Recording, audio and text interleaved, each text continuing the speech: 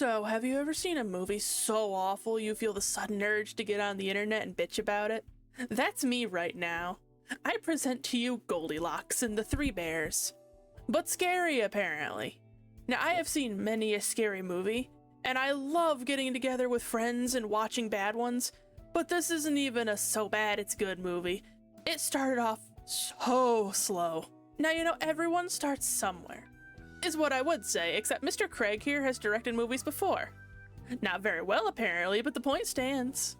So the movie starts off with the usual cliche, spooky pictures and intense music, and then we get a glimpse of our big bad for the movie.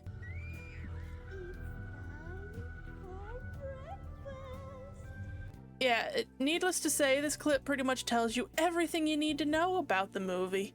I get budgets are a thing, but come on, you could have done better than the $20 Walmart bear mask. There's stuff out there cheaper and better looking, I promise you. So it cuts to a group of friends in a car heading to their Airbnb. They do the usual small talk and arrive at a nice looking house, and then they meet up with their buddy Simon, played by the director and writer of the film. So they realize they can't enter the house and they don't find a key under the mat. So they message the host and it turns out they got sent to the wrong address. However that happens. Now you think they'd, leave? But no, Mr. Simon here in his infinite wisdom is like, nah, let's look around for a way in. What could go wrong? Now I get it, it's a horror film, they're gonna be stupid, but come on. Does it have to be break into the random house that someone may live in levels of stupid? Like if it was abandoned, sure, I'd get it, but they don't know that. For all they know, Granny's in there with a shotgun just waiting. So they end up breaking down the door, and by breaking down, I mean giving it a little nudge, just a little push. And you'd think they'd look around for anyone inside, but nah. One goes to find the Wi-Fi password, one goes to use the bathroom, one of them goes into the kitchen.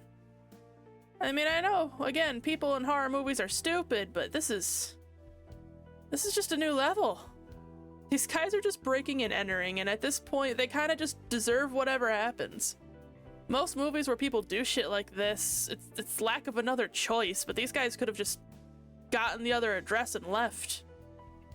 While they explore, we get some little references to the Goldilocks story. 4 bowls. 4 of everything. This lady, whose name I can't be fucked to remember, is kind of scoping out the kitchen and has the nerve to complain that there is no food in the house they broke into. No food? Are you kidding me? Go back to sleep and starve. And don't get me started on this twat right here.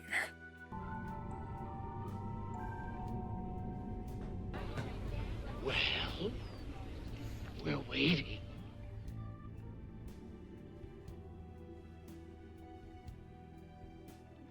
Surely there's got to be Wi-Fi. So after exploring the house they've so rudely decided to crash at, they meet in the kitchen to discuss their plans. Let's make the best of it. George, do you have any luck on the Wi-Fi? Would you people stop talking about the damn Wi-Fi? I am guessing they are referencing the fact that Goldilocks kinda broke into the bear's house? But Goldilocks was a dumb kid in the original story. Just a stupid little gremlin. That was her excuse.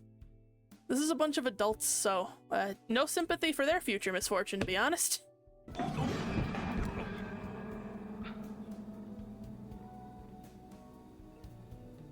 I didn't edit this part, by the way. Apparently him falling warrants a spooky stinger noise. Now, real quick before we move on, the audio quality of this movie completely drops at random. The kitchen scene goes from being understandable to muffled as hell in the span of like 2 seconds. Like, watch. This is not edited, by the way. So one night. Okay, I've got a good suggestion that will be good. Well, you know what? We've got food in the car. Let's just make it easy.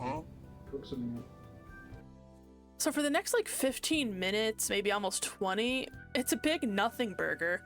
It's just the group existing at the house and doing random shit. We get a glimpse of Goldilocks making some good old porridge with a little dash of poison. Twist the lemon.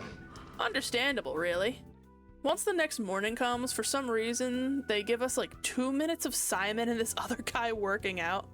And this dude has nunchucks for some reason. I don't know why we need this, but I guess we did. They all decide to chow down on the porridge, which after the scene earlier, I can only imagine is very cold and awful. I've never eaten porridge, so correct me in the comments if eating it cold is a thing, but I always kind of assumed it was warm and, well, gross, because it looks gross, to be honest. Oh yeah, and then this dude drinks hot tea and just spits it on the floor. I fucking hate this guy. The group goes to get ready and leave, but it looks like their gal pal decided to run off without him. Bye, bitch. And Mr. Simon here gets so offended, he passes the fuck out.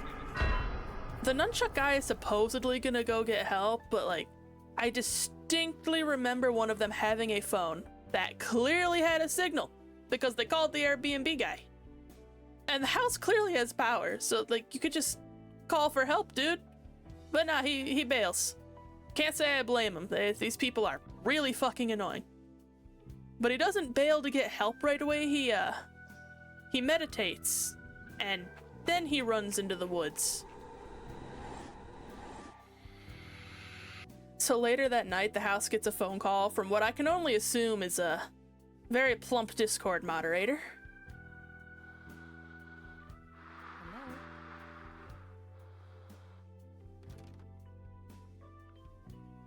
And we get a lovely little jump scare from our queen, Goldie.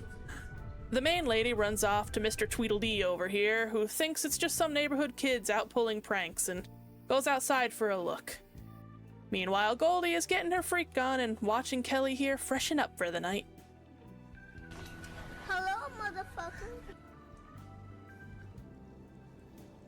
So, real quick, if you have epilepsy or you're like me and you get overstimulated by bright lights, maybe skip ahead just a little. I might gray screen the footage too, just in case, but oh, there's a lot of flashing lights here. So Dippy Doodle here takes some happy pills and has a lovely dream full of bright flashing lights, which gave me a headache for hours after this, thanks movie. And I had to watch this twice. For some reason, their buddy, whose name I suddenly remember is Jazz, is doing his nunchuck thing overlaid on top of Simon with the hatchet saying, wake up, which is never explained, so that's cool. But hey, it couldn't have been that serious. George is pretty happy when he wakes up and decides to go for walkies.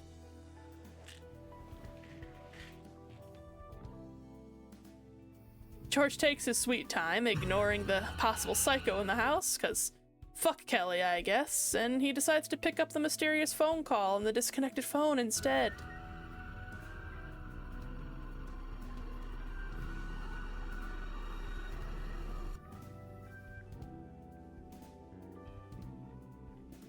Hello?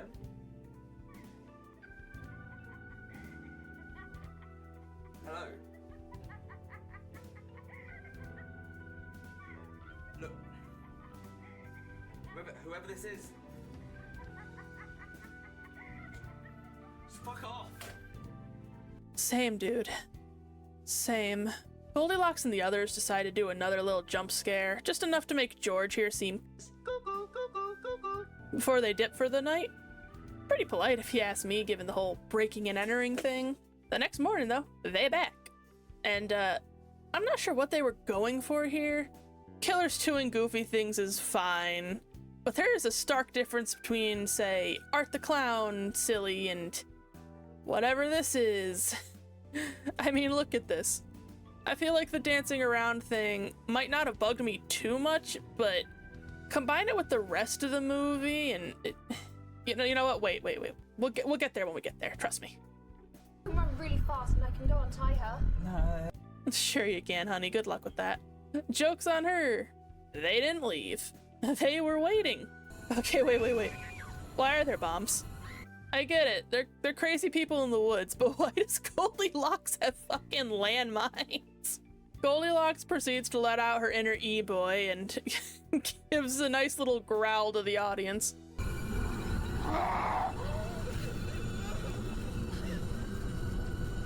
Now, I can't show too much of this scene because it does get messy, and YouTube does not like messy.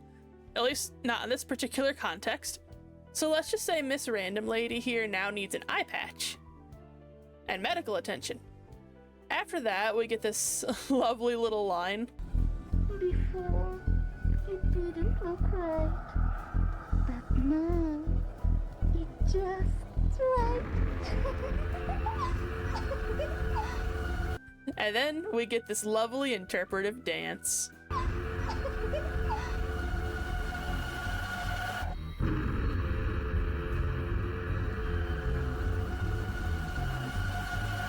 So after their little performance, they book it back to the woods and they take their new little pirate friend with them. Papa Bear comes back because he forgot something, but oops, Simon's here and suddenly not sick, and also bashed them with a car that he somehow found. Mind you, I looked and I can't find when he got out of bed because he was sick, and I don't know. Magic, I guess. Don't worry about it. They all get in the car and Simon gives Goldie here a good old-fashioned knuckle sandwich. Don't worry though, 2 seconds later he takes a pew-pew to the think chamber. So Goldie got her revenge. You go, girl. As crap as you are carrying this film. Papa Bear is also back with a vengeance, and his presence is so intimidating that the movie has drained itself of all color. George, luckily for Kelly at least, does a big brain and splits up. Unsurprisingly, Papa yoinks him, and like 2 seconds later is back for Kelly. But fear not, viewer, if you are still here. Jazz is back with his nunchucks and apparently is a ninja.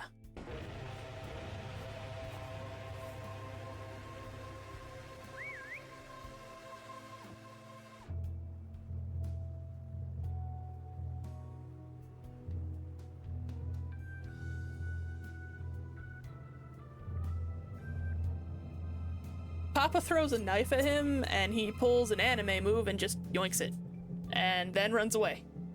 And then suddenly, everyone's captured. Off screen. Cool. George here makes the mistake of having an opinion and insulting them. And Goldie brings up a good point. Sorry, you broke into our house. You slept on our beds. You broke our chairs. You ate our porridge. And now you accuse us to betray us? You serve that justice, Goldie. You are my only form of entertainment at this point. George again decides to run his mouth and has the nerve to cry and pitch a fit over the consequences.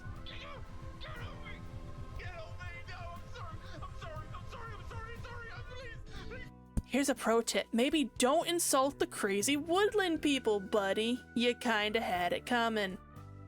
As a reward for his potty mouth, he gets a delicious treat. A live grenade.